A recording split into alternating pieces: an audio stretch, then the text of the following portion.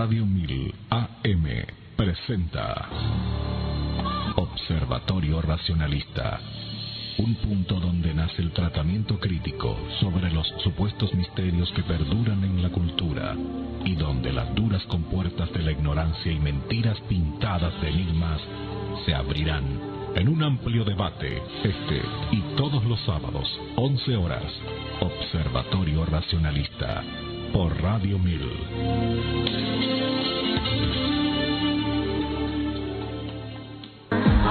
Hola, buen día, saludo muy cordial aquí desde el Observatorio Racionalista. Gracias por acompañarnos de nuevo. Iglesia pide que sacerdotes sean considerados prioridad para recibir vacuna anti-COVID. El Papa ya recibió su segunda dosis. Ahora, estos chicos, estos ensotanados, no pueden simplemente rezar, no tienen confianza en su Dios. Recuerdo que hace un tiempo había mandado a hacer unas remeras con una foto de aquel entonces Papa Benedicto XVI, que andaba en un vehículo blindado, en su papamóvil blindado con 25 guardaespaldas alrededor. Y la frase que iba acompañando la foto era: las balas son reales, tu Dios no. Porque el representante de Dios en la tierra no tenía fe en su Dios para andar en un vehículo normal, común y corriente. Bueno, así también aquí vemos que, y en especial todos esos pastores charlatanes que hacían misas de sanación, o sea, cultos de sanación en sus iglesias, desaparecieron de la escena el año pasado con el COVID. Out. Todo es una farsa, al menos en términos de religión. Y en Alemania, monjas rentaban a huérfanos para que fueran abusados sexualmente. En Alemania, una investigación de la Iglesia Católica reveló que monjas rentaron a 175 niños huérfanos para que fueran abusados por sacerdotes. Estos hechos ocurrieron durante las décadas de 1960 y 1970, por lo que la gran parte de los abusadores ya están muertos y no podrán responder por sus delitos.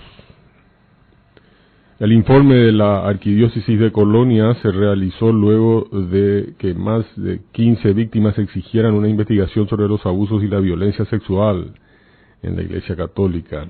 El reporte de 560 páginas ha sido compartido por diversos medios internacionales, incluyendo el Daily Beast, en el que se nombra a varios prominentes clérigos que rentaban a los huérfanos a las monjas de un convento de Speyer. Así es, mis estimados, es increíble. Hoy me enviaban, esta mañana, a ver, lo tengo aquí en el celular, algo muy simpático, y quiero compartir con ustedes antes de ir a los bifes, antes de ir al tema de hoy.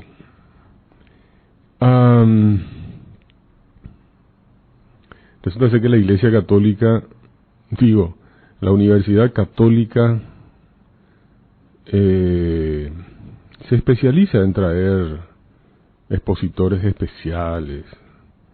Acá, por ejemplo, tenemos el caso, dice: webinar dirigido a docentes y estudiantes de la Facultad de Ciencias Jurídicas. Y el tema es teología política, a cargo de Héctor Fabio Rodríguez Hermosa. ¿Qué mierda significa esto? Teología política. Y atiendan lo que pone el tipo en su currículum, en la primera línea. Dice: católico paraguayo, padre de una hermosa familia.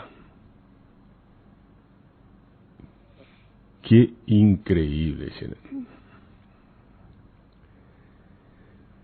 Bueno, ustedes seguramente están haciendo un ejercicio. Bueno, alguien comentó acá en el grupo, che, si mató el CV el tipo, o sea, el currículum. Si tenés un hijo feo, estás jodido dar charlas en la UCA, parece. Y dice, además, asumo que la esposa y la descendencia compensan el hándicap de belleza que el tipo metió ahí. O sea, que demasiado feo el tipo. Es genial, teología política. Recuerdo cuando la Universidad Católica también trajo al charlatán del siglo, el exorcista, ¿cómo es que se llamaba este muchacho, este mozo sin bandeja? Cucurul era el apellido. El exorcista qué bárbaro será. Clases pobre infeliz. Ay, qué cosa será. Bueno, yo les quería aclarar algo, porque de repente me hago preguntas existenciales y pienso, ¿qué será que piensa la gente? Vamos a empezar a hacer algunas encuestas seguramente ahí en la página del Facebook, donde también les agradezco por escribir y por acompañarnos. Este es un programa verdaderamente humilde y efímero. Aunque llevamos 12 años haciendo este programa en Radio 1000,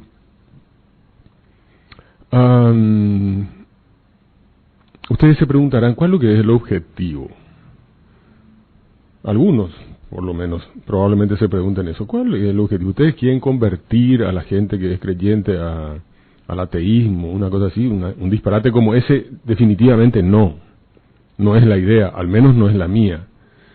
Algunos, quizás, que me vienen siguiendo hace tiempo, saben que para mí esto es una suerte de diversión. Una suerte de diversión que a veces, les soy sincero, ya como que me cansa un poco, me divierto todavía, no tanto como antes. Entonces ahí entró Claudio con espectaculares programas para mí. Los mejores programas del observatorio los hace Claudio. Yo les digo la verdad. La mejor preparación del programa, yo nunca preparo los programas, están en mi cabeza así rondando un día antes, o a veces el sábado a la mañana, o a veces viernes a la noche, no sé de qué hablar. Pero Claudio tiene todo listo, preparado, semanas antes. Hace un trabajo de investigación. Él realmente se luce, sus programas son de colección. Es un lujo tenerle a Claudio como compañero aquí en esta causa perdida, que es el racionalismo en un país cristófago. Entonces, yo les recomiendo, sigan esos programas de Claudio, escúchenlo. Es el tipo que mejor habla, que tiene la mejor dicción. Lo único que sus músicas son, bueno, ya de una cultura muy high. Pero, digamos que Claudio tiene los mejores programas, en serio les digo. Son coleccionables sus programas. Pero bueno, volviendo un poco a esto de por qué hacemos el programa, y bueno, yo creo que desafortunadamente por un lado y comprensiblemente también por otro, a la gente no le gusta mucho leer. Algunos no tienen el tiempo suficiente. Otros, como me comentó una vez un amigo que es abogado, me dice, yo escucho tu programa, será religiosamente. Porque mi trabajo es leer todo el día. Yo desde que estoy en la oficina tengo que leer los casos, los expedientes, tengo que estar leyendo. Entonces, cuando yo a mi casa no tengo ganas de leer, fin de semana no quiero leer. Pero me ayuda muchísimo a aprender de lo que ustedes comentan y hablan, escuchando. Mientras me preparo ahí un whiskycito, o preparo el asado para el día sábado. Bueno, y eso me quedó. Probablemente él representa a un grupo de gente, a una franja de oyentes, de gente que no tiene tiempo para leer, que no, lamentablemente, probablemente por otro lado, no adquirió el hábito de la lectura. Yo le agradezco a mi madre, que ella me alentó la lectura desde muy pequeño. Claro que después se arrepintió, ¿verdad? Pues yo tenía una pequeña bibliotequita que iba con la plata que ahorraba, iba comprando algunos libros y eso. Primero eran libros de las cosas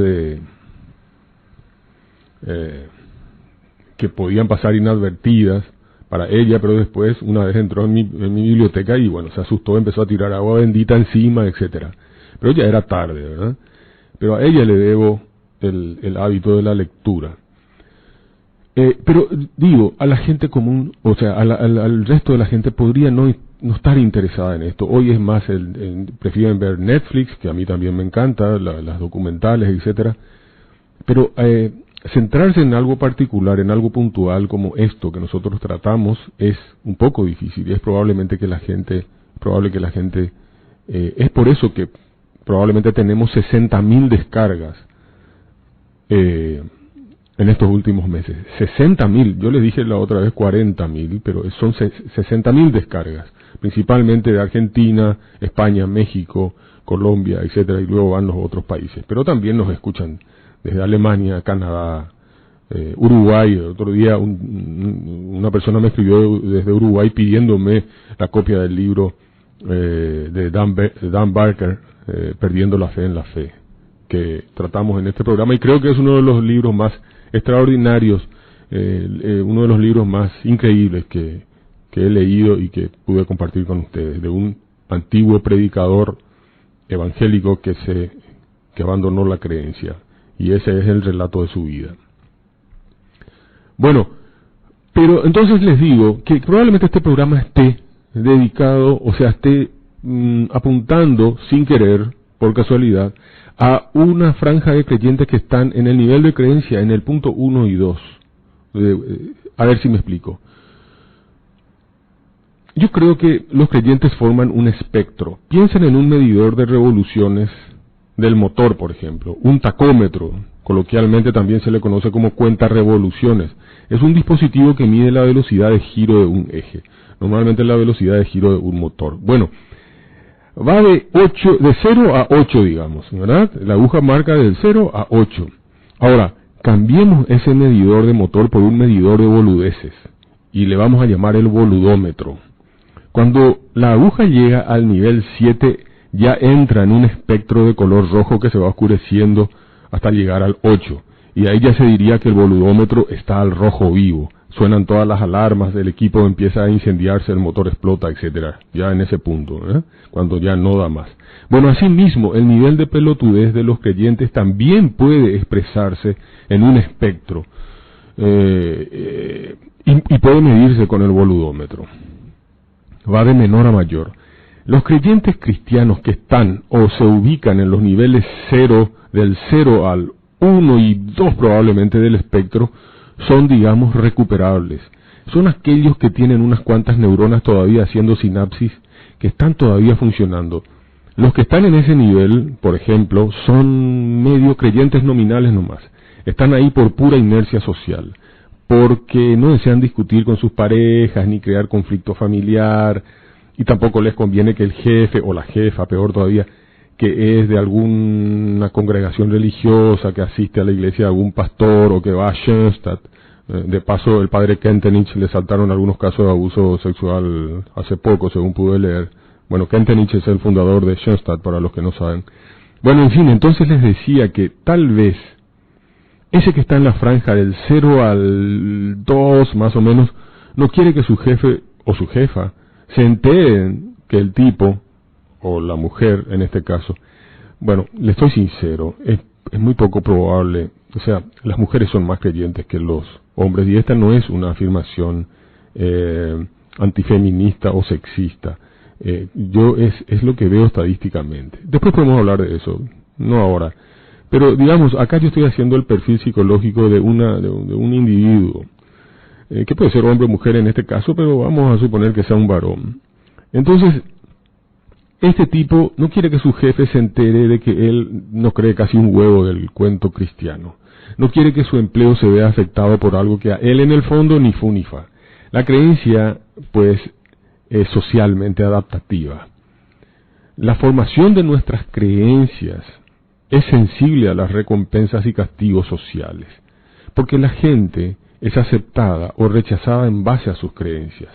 Entonces, por eso este individuo al que le tenemos que en el identikit psicológico que estamos analizando, prefiere mantener la comedia por cuestiones bien estomacales y está dispuesto a hacer la señal de la cruz, a irse a la misa de vez en cuando tiene que hacer de padrino de algún hijo, del hijo de algún amigo, etcétera. De paso se toma unas copitas de vino, una cervecita y pica un poco un asadito, etcétera.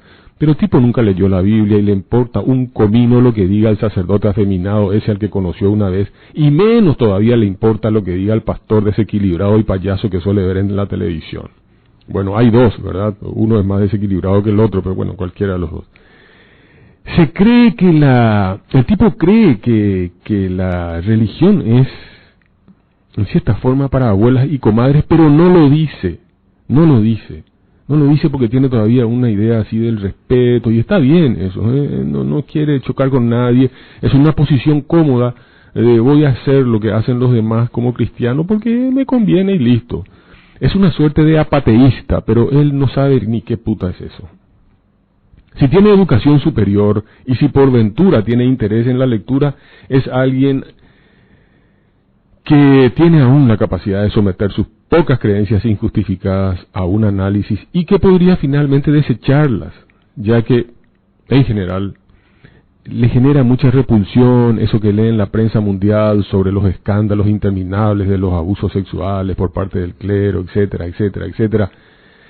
Y podría entender él rápidamente que la religión es en el fondo dañina para la sociedad. Desde hace un tiempo, por sugerencia de un amigo, este individuo escucha Radio 1000 los sábados de 11 a 12 y está cada vez más interesado en lo que escucha. Compró 1, 2 o por ahí un poco más de los libros que escuchó, de los que escuchó hablar en el programa, los devoró y les estoy haciendo este identikit en base a historias reales que me han contado, ¿verdad? Y bueno, eso lo llevó al individuo a suscribirse a páginas agnósticas y ateas en Facebook y otras redes, y así se fue aumentando su nivel de curiosidad y la búsqueda de conocimientos. Y entonces el tipo empieza a ver cada vez más clara la cosa.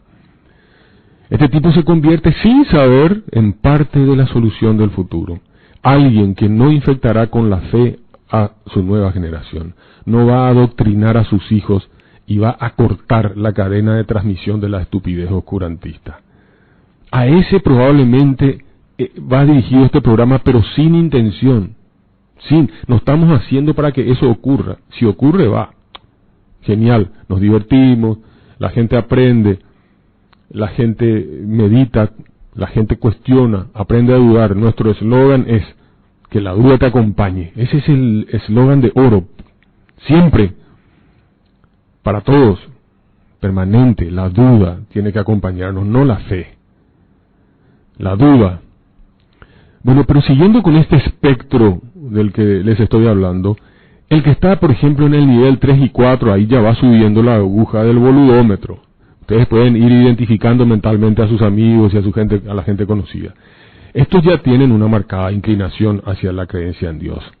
El tipo creció en una familia muy religiosa y sus padres lo enviaron a un colegio cristiano, by the book, lo de siempre.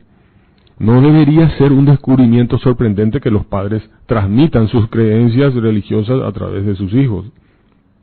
Los padres musulmanes, por ejemplo, tienden, por decirlo de una forma elegante, a tener hijos musulmanes. Los padres cristianos tienen hijos cristianos, obviamente porque los adoctrinan. Los padres hindúes tienen hijos hindúes. Fueron inculcados con las creencias cuando eran niños y las van a mantener cuando sean adultos. Los miembros de cada grupo tienen su fe porque son miembros de toda la vida de una sociedad que ha reforzado continuamente la naturaleza especial, entre comillas, de sus creencias. O sea, ellos mismos se han sugestionado de que sus creencias son especiales, de que son únicas, de que su religión es la verdadera, las demás son falsas. Entonces esto empieza por la familia, luego toma la posta al colegio y la iglesia, la socialización del culto. En otras palabras, la religión que recibe alguien es aceptada, practicada, justificada y transmitida, pero nunca cuestionada. Y esto no es una coincidencia. Es un proceso que comienza con la influencia social. Como dicen los sociólogos, nuestro sentido de la realidad está construido socialmente. Y eso es muy cierto. Entonces, ese individuo que se encuentra en el nivel 4 de creencia, una vez independizado de sus padres, mantuvo sus cuestiones religiosas, puede que incluso asista regularmente a algún culto o no, sin embargo, ese adoctrinamiento cristiano que recibió ejerce un poder sobre él, sobre sus pensamientos. Él se declara creyente, es de aquellos que sostienen que es bueno creer o que en algo hay que creer. ¿Qué mierda significa eso? Pues siempre la gente dice eso, en algo hay que creer. Es tema para otro programa. Y todas esas tonterías. Cree en la creencia. Como decía el que escribió Breaking the Spell, no me acuerdo el nombre, bueno, él habla de esto, de creer en la creencia. Cree que creer hace buenas a las personas. No cree en las tonterías que dice el pastor Cantinflas, a cuyo servicio religioso tuvo que ir obligado muchas veces como efecto colateral de ir detrás de una chica muy bonita a la que había conocido y con la que él cree o creía que tenía ciertas chances. Esta también es parte de una historia real, no de una, de varias historias reales, que yo las puse aquí como un collage. El rescate del oscurantismo religioso de este individuo, de este que estamos haciendo su identikit ahora, solo puede darse por casualidad. Él ya está en el nivel 4. Si es que tiene la suerte de alguna lectura en las redes, o que por ahí escuche algo que lo lleve a cuestionarse, que alguna combinación sucesiva de unos pocos libros lo lleve a plantearse las dudas necesarias. Pero aquel que en esta fase no tiene lecturas ni apetito intelectual, está condenado a permanecer atado a las viejas mentiras en las que fue adoctrinado, y peor aún, está condenado a pagar el diezmo a unos pastores sacaperras. En los niveles 5 y 6, por ejemplo, el boludómetro ya se calienta, empieza a vibrar, se empieza a notar en el creyente los efectos del opio de los pueblos, principalmente en la degradación de su capacidad de razonamiento. Ahí ya empezamos con Michifus, ahí ya, por ejemplo, te dicen cosas como que tenemos nuestra genética débil, hoy vivimos, ¿cómo es que decía este imbécil? Tenemos que tener algo de la pre, Michifus. Bueno, entonces, este proceso, cuanto más adulta es esa persona de la que estamos hablando, en este entorno vicioso, más baja será su capacidad de reflexión crítica. Este proceso es típico, está bien estudiado. Con suficiente exposición, las personas de profunda fe religiosa se condicionan para evitar cuestionar sus propias creencias fundamentales. Esto es clarísimo. El psicólogo Robert Cialdini ha demostrado que las personas se vuelven más seguras de sus decisiones a medida que pasa el tiempo, incluso a pesar de la falta total de evidencia que respalde la veracidad de sus elecciones. También Carl Sagan hablaba de esto. Por eso es que ustedes no van a ver sacerdotes viejos que colgaron la sotana. Es rarísimo. ¿Por qué? Porque ya han invertido todo el tiempo de sus vidas, no han tenido parejas, al menos parejas heterosexuales, no han formado una familia, no, nada. Estos tipos perdieron toda su vida detrás de una quimera. Entonces ellos mentalmente redoblan sus apuestas de que ellos están en la verdad. Imposible, estos tipos no pueden volver atrás. Entonces, siguiendo con este continuum del espectro, llegamos a los niveles 6 y 7. Ahí ya empezamos donde se encienden las primeras luces de emergencia del boludómetro. Ahí suenan las alarmas, saltan chispas de aquí y de allá. El individuo se niega a escuchar, se niega a consumir cualquier cosa que no contenga el opio de los pueblos. Es tal la toxicidad que su discurso es burdo, obsesivo. Su nivel de dependencia es total. Se convierte rápidamente en parte del rebaño de ovejas. Algunos empiezan la fase de proselitismo activo y se convierten en focos de dispersión del virus. Salvo un milagro, nunca mejor dicho en este caso, no hay vuelta atrás. Y del nivel 8 ni hablemos. Ustedes ya saben quiénes están ahí. Por eso, digo, nosotros apuntamos a ese... No es que apuntamos. El programa, así por suerte, por carambola, puede pegar en del 0 al 2 del espectro. Hasta ahí. Y esos probablemente pasarán a conformar los grupos de gente pensante, gente analizante en el futuro. Pero nada más. No, ni lo pretendemos, ni queremos, ni tenemos ningún interés. pero creemos que analizando eso es lo que puede ocurrir. No vamos a cambiar el mundo. El mundo va a seguir como está. Los boludos van a seguir creyendo en cuentos y en historias como vamos a ver ahora. Vamos a escuchar a alguien contando historias boludas. Vamos a escuchar enseguida. Pero por eso es que yo insisto en la cuestión de la psicología. La psicología analiza cómo funciona la gente común en la vida cotidiana. Y para comprender el cristianismo es vital comprender la psicología de la fe. Les reitero, para comprender el cristianismo, señores, señoras, es vital comprender la psicología de la fe. ¿Cómo debemos entender esto? ¿Cuáles son las implicaciones para nuestras propias vidas? Esta pregunta no podría ser más importante, porque ustedes saben, y yo también sé, que la fe religiosa es una de las fuerzas más poderosas del mundo. Pero no porque tenga fuerza de por sí, en sí misma, una fuerza intrínseca, sobrenatural. ¡No! No. Tiene que ver con el aspecto sociológico, porque, por ejemplo, por decirle, casi la mitad de los estadounidenses insisten en que los seres humanos fueron creados en su forma actual en algún momento de los últimos 10.000 años o 6.000 años, porque así lo dice la Biblia. ¿Ustedes se imaginan eso? La mitad de la población del país más poderoso del mundo cree esa idiotez. En Oriente Medio, los sunitas y los chiitas se dividen por sus diferencias teológicas, que para nosotros nos parecen una boludez, son triviales. Pero en las mentes de esos tipos se crean fronteras dignas de un conflicto letal y de hecho se matan. En los Estados Unidos, de vuelta, ¿por qué menciono a los Estados Unidos? Porque es la nación más poderosa del mundo. La religión es el mejor indicador de la alianza de partidos políticos, con enormes implicaciones para las relaciones internacionales, la investigación científica y médica, las políticas de población, la gestión de recursos.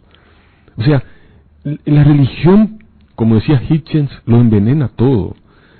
Es tan importante eso, por eso nosotros creemos que lo que hacemos aquí, en alguna medida, aparte de divertirnos, contribuye a que la gente entienda que esto no es hablar obsesivamente de la misma cosa, la pucha, esto ya hablando otra vez. No, esto tiene importancia para el que entienda, para que el que pueda ir un poco más allá de la superficie. Esto tiene enormes implicaciones en las áreas más importantes de la vida de la humanidad. Los creyentes incluso piensan que la fe tiene el poder de salvarnos a todos, y los escépticos tememos cada vez más lo contrario. ¿Por qué la fe cristiana está tan extendida y tiene tanta influencia? Al menos en una tercera parte del mundo, porque si fuera como creen los cristianos, que como cree nuestro pastorcito, por ejemplo, el que vamos a escuchar enseguida, que el mundo ya recibió a través de los medios de comunicación, todo el mundo ya está enterado y está ya toda la prédica está hecha a todo el mundo. Son el 20% de la población, los cristianos son el 20%, 25% de la población mundial. Pero ellos creen que la respuesta es, tenemos tanta influencia y tanta importancia porque es la religión de la verdad. Y las personas que no han endurecido su corazón reconocen cuando se les presenta el plan de salvación de Dios y todas esas boludeces que dice la teología. Pero la ciencia cognitiva ofrece una nueva forma de considerar esta cuestión, no desde una perspectiva moral o teológica, sino desde una perspectiva práctica. ¿Cuál es la maquinaria mental que nos permite formar creencias? ¿Cuáles son los roles de la razón y la emoción? ¿Qué tan bien tienden a relacionarse las creencias con las realidades externas? Cuanto más aprendemos sobre el hardware y los sistemas operativos del cerebro humano, cuanto más entendemos sobre el procesamiento de la información humana, más obtenemos conocimiento sobre la mente religiosa. Y nosotros aquí hemos mostrado lo fascinante que es ver cómo el ser humano es capaz de engañar y autoengañarse, específicamente en lo que se refiere a las creencias religiosas, a sus creencias religiosas. Es verdaderamente fascinante esa narrativa irracional de la fe religiosa. Todo el castillo de naipes de la fe se sustenta solo en interpretaciones teológicas, es decir, en interpretaciones deshonestas, desde la más completa ignorancia. Y eso pudo verse, por ejemplo, en ese debate que se hizo hace poco en el canal Unicanal, donde estuvieron dos evangélicos enfrentando a Ricardo Montañía y a Claudio. Ahí se puede ver cómo la fe se sustenta solo en interpretaciones. Pruebas, nada, cero. Entre paréntesis, muy mal conducido el programa, terrible, malísimo. Y bueno, pero podríamos analizar otro día poniendo los audios para entender un poco más y ayudarles a ustedes, y ustedes me ayudan a mí a analizar todo. El secreto de la teología es la antropología. Las supuestas propiedades divinas son una proyección alienada de las propiedades humanas, decía Ludwig Andreas Feuerbach, 1804-1872. Recuerden siempre esta frase. Hola, ídolo. El secreto de la teología es la antropología. Hoy quiero compartir con ustedes una historieta mejor, del Génesis. A ver si nos da el tiempo. Tan famosa como falsa. Como muchas historias del Antiguo Testamento, es un relato intrínsecamente horrible que solo puede entenderse como el producto de la época primitiva y bárbara en la que fue concebido. A lo largo de los siglos, los teólogos y apologistas, esos charlatanes petulantes al servicio de la fe, han intentado extraer agua de la piedra. Hicieron todo tipo de contorsiones mentales en el intento fallido de sacar algo bueno de esta horrible historieta. Este relato, ha sido una bandera para el cristianismo, ya que nos tratan de convencer de que es el ejemplo de la confianza y la fe en Dios. Me estoy refiriendo a la historia de Abraham y al sacrificio de Isaac. Bien, vayamos a ese relato. Se encuentra en el libro del Génesis, capítulo 22, versículos del 1 al 24. De hecho, todo el capítulo 22 trata sobre ese acontecimiento. Y vamos a transcribir, voy a leerles los versículos involucrados en el punto que nos interesa. Y dice el Génesis 22, 1, 3. Aconteció después de estas cosas que probó Dios a Abraham y le dijo: Abraham, y él respondió: heme aquí. Y dijo: toma ahora tu hijo, tu único hijo, Isaac, a quien amas, y vete a la tierra de Moriah, y ofrécelo ahí en holocausto sobre uno de los montes que yo te diré. Y Abraham se levantó muy de mañana, preparó su asno, y tomó consigo a 2 siervos suyos y a Isaac, su hijo, y cortó leña para el holocausto. Y se levantó, hizo otra vez, como si fuera que se volvió a acostar. Y al final fue al lugar que Dios le dijo. Continúa diciendo que cuando llegaron al lugar que Dios le había dicho, edificó allí Abraham un altar y compuso la leña y ató a Isaac su hijo y lo puso en el altar sobre la leña. Extendió Abraham su mano y tomó el cuchillo para degollar a su hijo. Entonces el ángel de Jehová le dio voces desde el cielo y dijo: Abraham, Abraham. Y él respondió: heme aquí. Y dijo: no extiendas tu mano sobre el muchacho ni le hagas nada, porque ya sé ahora que temes a Dios, por cuanto no me rehusaste tu hijo, tu único. Entonces alzó Abraham sus ojos y miró, y he aquí, a sus espaldas, un carnero trabado en una zarza, en un zarzal, por sus cuernos. ¡Oh! Y fue Abraham y tomó el carnero y lo ofreció en holocausto en lugar de su hijo. Bueno, esta es una historia horrible, es una historia absurda, estúpida, probablemente jamás ocurrió. Y lo primero que debemos preguntarnos es: ¿existió realmente Abraham? Y luego vienen muchas otras preguntas. ¿Cómo pensaba el hombre primitivo, abandonado a su suerte en un mundo hostil que no comprendía? ¿Cuál era su verdadera comprensión de lo que ocurría en la naturaleza, a su alrededor? ¿Qué es lo que el tipo sabía? La respuesta es ninguna, nada. ¿Qué conocimientos poseía más allá de lo básico para alimentarse y sobrevivir? La respuesta es cero. Estamos poniéndonos en la mente y en las circunstancias sociológicas e históricas de una persona que vivió hace 4.000 años aproximadamente. No me estoy refiriendo a Abraham, sino de esa época, de la que pretende ser este relato. Y lo que hay que entender es que hace 1.000, o peor, hace 3.000 años, cada cultura tenía su propio relato del universo. Es decir, tenía su propia mitología sobre el mundo y cómo estaba conformado. Explicábamos el mundo por medio de ideas mágicas. Nuestra cosmovisión era primitiva, era limitada, pero era lo que teníamos. El hombre primitivo creía que los sacrificios agradaban a sus dioses, esos dioses que enviaban plagas, tormentas, rayos y terremotos, todas esas cosas que nosotros hoy explicamos perfectamente por cuestiones naturales, pero en aquella época no. Y por eso, durante miles de años, el humano vivió en un mundo mágico creado por su propia mente, con rituales, supersticiones, fantasmas y dioses que le sirvieron para reducir el estrés provocado por las incertidumbres de la vida. Y después, gracias al conocimiento científico, ya a partir del siglo XVII, XVIII, XVI, con Francis Bacon y su método, el hombre se empezó a dar cuenta que la verdad no tenía nada que ver con lo que le gustara.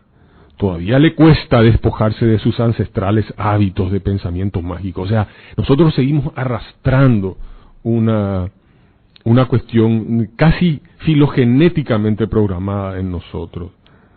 Y aquí hay que decir, en primer lugar, sobre esta cuestión de Abraham, que ya desde las primeras décadas del siglo XIX, un nuevo enfoque cada vez más profesional y crítico, obra sobre todo de eruditos alemanes, desechó el Antiguo Testamento como registro histórico y clasificó como mito religioso extensos fragmentos de ese material.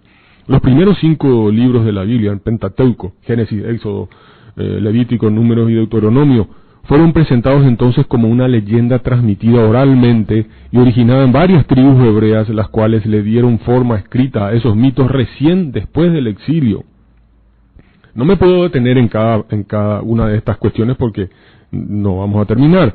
Es decir, que esto recién alcanzó su forma escrita en la segunda mitad del primer milenio antes de Cristo. Estas leyendas estaban completamente manipuladas, armonizadas y adaptadas con el fin de aportar justificación histórica y sanción divina a las creencias y prácticas religiosas de los israelitas del post-exilio, después de que los tipos salieron de Babilonia. Entonces, tanto Abraham como Aarón, como Moisés, etcétera, pertenecen a un segmento que los estudiosos, los eruditos consideran que no tienen mayor consistencia que Hércules y Perseo, Príamo y Agamenón, Ulises y Eneas. Es decir, son mitos. Mitos. Es probable, claro, como antes la gente creía en este tema, como no podía explicar la naturaleza, existen muchas evidencias de que la gente sacrificaba seres pequeños, hijos o niños pequeños, los ponían, por ejemplo, se han encontrado restos de restos humanos de pequeños debajo de los pilares que construían, porque eso lo hacían como elemento propiciatorio, es decir, para agradar a los dioses. O sea, es probable que toda esa cultura tan bárbara, sumida en la ignorancia más completa, hiciera estas cosas, y de ahí podría haber venido esta leyenda que después el rey Josías, uno de los reyes de Israel, que fue el creador, que fue el ideólogo de la compilación de todas estas cosas que circulaban oralmente y se empezaron a escribir, como digo, después del de la segunda mitad del primer milenio antes de Cristo. Pero lo que vamos a ver ahora, lo más simpático de todo, es la forma en que nuestro conocido pastor Aleluyo hace este relato de Abraham. El tipo como van a ver enseguida, introduce más ficción milagrera en un relato que de por sí es mitológico. El Aleluyo se inventa completamente unas escenas novelescas para darle más dramatismo. Es para matarse de la risa. Escuchemos. Cuando Abraham iba subiendo al monte, a la colina, él estaba avanzando hacia la cima. Imagínate una colina, en una llanura, una colina, ponerle que tenga 40, 50, 60, 80 metros de altura, pero no así esas colinas tan paradas que tenés que escalar. Esas colinas que van subiendo gradualmente, ¿me explico, verdad? Cerro le decimos nosotros. Él caminaba, él cuando subía con su hijo, ¿sabe cómo caminaba? Totalmente a ciegas. Él lo único que veía era la cima, el encuentro con Dios. Ahí tenía que concretar. Y él caminaba a ciegas. Él no podía ver el carnero que subía del otro lado del monte.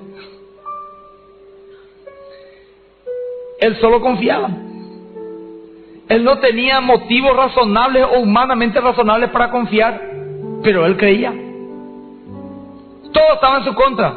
La voz de Dios que dejó de oír. Su conciencia, el amor hacia su hijo, el amor hacia su mujer, su esperanza, su reputación, su futuro, todo estaba en contra de él. Él lo único que tenía era una fe extrema. Él no sabía que cuando él iba subiendo, me imagino, esto ya lo conté varias veces en varios cultos, él iba subiendo, de repente tenía una lucha y decía, paraba. ¿Qué pasa, papá? ¿Qué necesito mi hijo? Paraba. Y del otro lado, el cordero, que también Dios le estaba llevando, comía un pastito acá, otra vez, Dios le llevaba a su soberanía, paraba. Abraham decía, bueno, hijo, continuemos. Él no veía nada, caminaba, avanzaba hacia la cima, el cordero avanzaba hacia la cima. De repente decía, no, voy a esperar, retrocedía 5 pasos para, como un impulso de volver atrás. El cordero retrocedía 5 pasos. No, yo tengo que hacer lo que Dios me pidió. Él tiene el control de todo. Avanza, avanza la bendición. Avanza más, hasta que se encuentran la provisión, lo que Dios provee. ¿Por qué el cordero es su bendición? Porque gracias al cordero, su hijo no moriría. ¿Y qué? ¿Y qué? ¡No sea ridículo, hombre! O sea, no necesito decirle, ahí ya Lorin lo dijo, es absolutamente ridículo esto.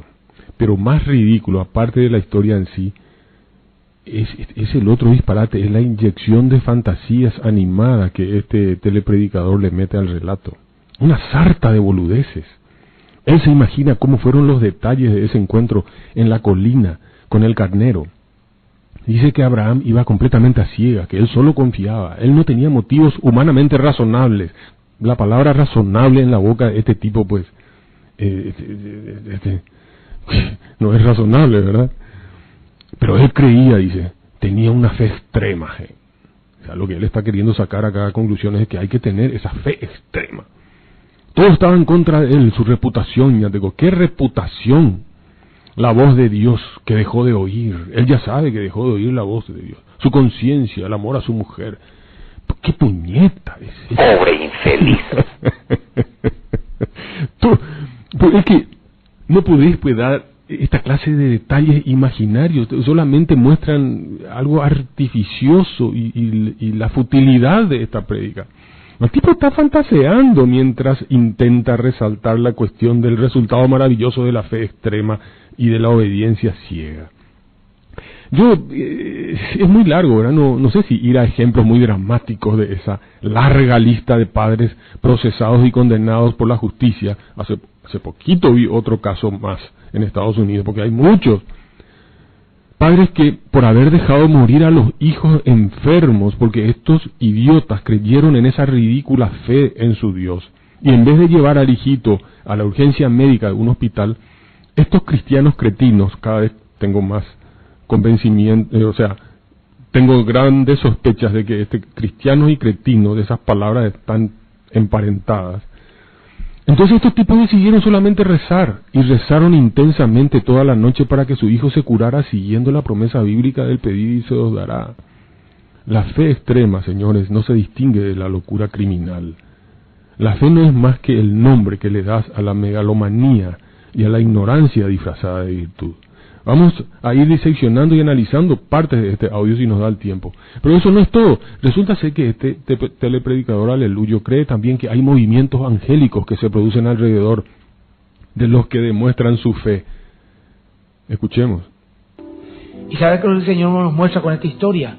Que el que obedece genera movimiento angelical alrededor suyo. Eso no es verdad. A mí no me cabe en la cabeza. No, eso no es verdad.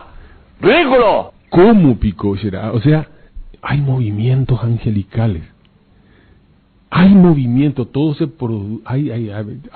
¡Qué bárbaro!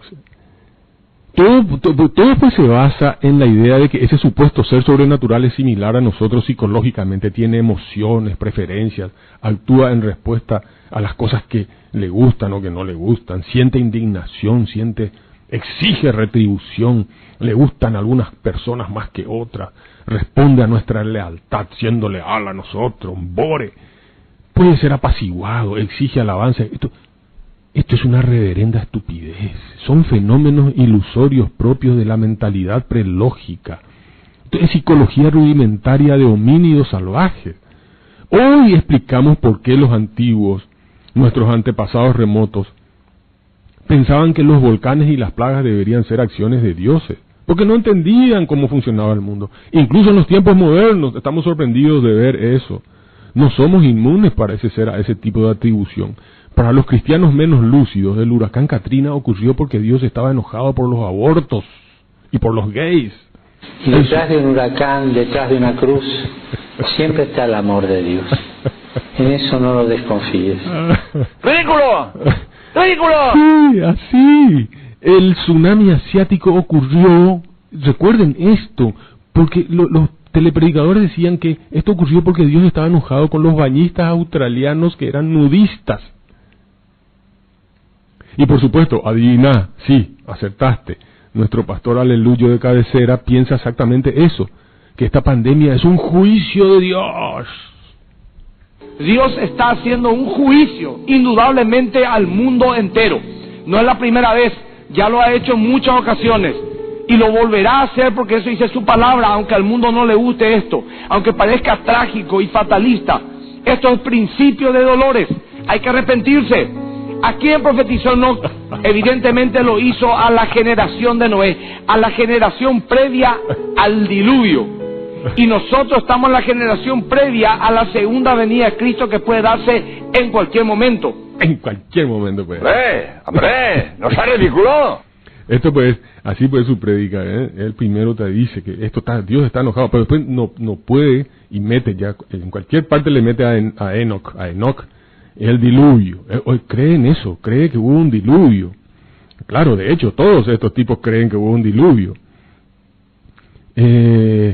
Y infaltable la cola, ¿verdad? Que Cristo viene en cualquier momento, porque Él cree que Él va a ser testigo de la llegada de Jesús, como creen todos los predicadores, porque son una manga de megalómanos que creen que ellos van a participar de ese evento, ¿verdad? Y todo ojo lo verá, y ellos van a estar ahí, y ahí van a ver cómo nos condenan a nosotros, a los que no creemos. Como dice aquel poema, en su mezquina estupidez el hombre se forja un Dios indigno de alabanza, ebrio de odio, cólera y venganza, terrible y sanguinario como él. Claro, porque si los dioses están modificando los eventos naturales, entonces queremos ganar su favor. En todo el mundo la gente está orando, enviando absurdas cadenas por redes sociales, ofrendas y sacrificios, ayunos y peregrinaciones, haciendo inútiles maratones de oración, como antes hacía acá este menonita que hacía sus maratones de oración, todo un buroreí. Y no es raro, este personaje también cree las fake news sobre el microchip, el sonido de unas trompetas que anuncian el fin. Ahora, hay que ser sinceros, el mundo está viviendo momentos muy especiales. Solamente anotar algunos. Este sonido de trompetas que se están oyendo en distintos lugares del mundo, en el cielo, es cierto de que puede darse esos fenómenos, y de hecho se está dando. Terremoto en Turquía, terremoto en California, explosión de volcanes como el Krakatoa de Java, Indonesia, que explota después de 120 años, incendios forestales cerca de centrales nucleares. Ahora la noticia esta semana fue Chernobyl y todo lo que está pasando, incendios forestales, recesión económica a nivel mundial, rumores de guerra. 72 años ahora, el 14 de mayo cumple el pueblo de Israel de haber vuelto a su tierra prometida, lo cual es una profecía muy grande. El fin de la diáspora en 1148, sin duda alguna, es uno de los acontecimientos más extraordinarios de las profecías bíblicas. También sobre el microchip, el nuevo orden mundial, el fin del papel moneda, etcétera, etcétera, etcétera. ¡Pobre infeliz! ¡Ridículo! ¡Ridículo! Escuchame una cosa. No hay tiempo, no hay tiempo para hablar del terremoto en California y todas esas cosas, pero está tantas idioteces juntas, hermano querido. Este tipo cree en todas las boludeces que uno pueda imaginarse, una especie de politoxicomanía. Una vez que te crees una idiotez, ya te caben todas las demás. El tipo, por ejemplo, confunde el regreso a la tierra prometida con la creación del Estado de Israel, que es otra cosa, pero habla él de que se van a cumplir 72 años, sí, de la fundación de la Declaración de Independencia de Israel, de la fundación del Estado de Israel. Pero ¿qué tiene que ver 72 años y el año que viene, o sea, este año van a ser 73 y después 74, ¿y qué mierda? Nada, no pasa nada. ¿Cuál es la historia ahí? ¿Qué profecía se está cumpliendo? Y después te habla del microchip, el nuevo orden mundial, el fin del papel. Este tipo, solamente te faltó, hermano querido, el tema de los reptilianos y cartón lleno, la gran puta, qué chifladura. Pero para esto que vos le das el diezmo a esta gente. Todo esto que escucharon es solamente una mezcla bizarra de noticias falsas, de otras noticias exageradas, como el tema de los incendios, que siempre hubo incendios, algunas noticias que son comunes, otras que son cíclicas o esperables, como el tema de los terremotos, y más todavía en California, entonces ya se sabe. O que cosas que han venido ocurriendo consistentemente a lo largo de los siglos, como los rumores de guerra. Pero él cree que hay misteriosas trompetas que están sonando ahí, anunciando el fin, porque Cristo viene en cualquier momento. En fin, el tipo tiene una mazamorra conspiranoica y apocalíptica en la cabeza. Esa es la cuestión. Pero, volviendo a la historia de Abraham, y en estos 4 minutos finales, quiero señalar algo todavía más burdo, de elocuente estulticia, como diría un amigo culto. La historia termina cuando Dios impide a Abraham concretar la orden. Es importante aclarar que nunca fue la intención de Dios que lo haga, solo lo estaba probando y lo halló aprobado. Y Dios le dio una salida y un destino glorioso a un hombre de fe que confió en Dios más que en su lógica. Eso no es verdad, a mí no me cabe en la cabeza, no, eso no es verdad. ¡Ridículo! Pues, otro salto mortal con puñeta. Él dice, es importante aclarar, como si fuera que él es el interpretador, aclarar que nunca fue la intención de Dios que lo haga, o sea, que mate a Isaac, que Abraham le matara a Isaac. Que lo hiciera, en realidad, quedaría mejor en la frase, ¿verdad? Pero pasando por alto de estos problemas que él tiene con su forma de hablar, veamos el fondo de la cuestión. ¿Cómo sabe este aleluyo cuál pudo haber sido la hipotética intención de su Dios imaginario? El tipo enfatiza, nunca fue la intención de Dios, ¿no? Muy suelto de cuerpo, aquí le tenemos al personaje escrutando la mente del Dios insondable. Pero lo peónico es lo siguiente, dice, solo lo estaba probando, y lo había probado, dice como si dijera dos cosas distintas, solo lo estaba probando. La teología describe a su imaginario Dios como omnisciente. Si ustedes entienden lo que eso significa, esta historieta no tiene sentido alguno. Si el tal Dios es omnisciente, entonces lo sabe todo, absolutamente todo, desde el principio de los tiempos, todo. Si no es omnisciente, no es Dios. Punto. Fin de la historia.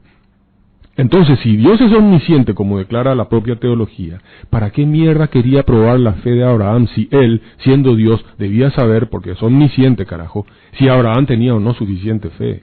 Y si Dios conocía ya el desenlace, ¿para qué someter al pobre Abraham a la angustia de la decisión de matar a su propio hijo?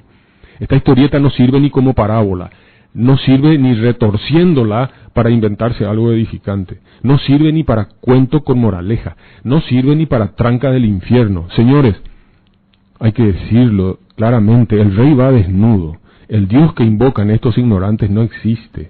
Pero por supuesto, los teólogos, pastores y demás ralea insisten en que este cuento psiquiátrico se debe interpretar, y ahí entonces vamos a ver el mensaje de esperanza que Diosito tiene para el creyente. Siempre es la interpretación la clave. Este tema de la interpretación bíblica que da para otro programa, que es lo que yo le llamo la hermenéutica todoterreno, eso es un clásico.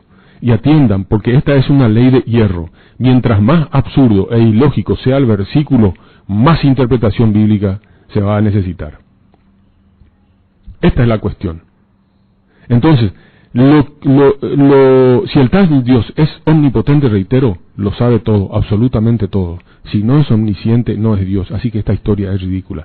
El conocimiento antropológico y psicológico nos muestra claramente que esta vieja leyenda fue urdida en una cultura primitiva de pastores seminómadas que apacentaban sus ovejas en las colinas pedregosas que rodean a Jerusalén. La idea misma del sacrificio propiciatorio, la idea de matar a alguien o a un animal para aplacar la ira o como ofrenda a un ser invisible, es algo que solo se observa en las culturas más primitivas y salvajes. Esta clase de cuento, como el de Abraham y el sacrificio de Isaac, solo podrían provenir de piojosos pastores de cabras de la Edad de Bronce. Solo los apologetas y teólogos, esos mercachifles de la fe, esos traficantes de la falsa salvación, siguen mareando la perdiz con esta ridícula leyenda de una tribu primitiva. Será hasta el próximo programa. Que la duda les acompañe. Bendiciones.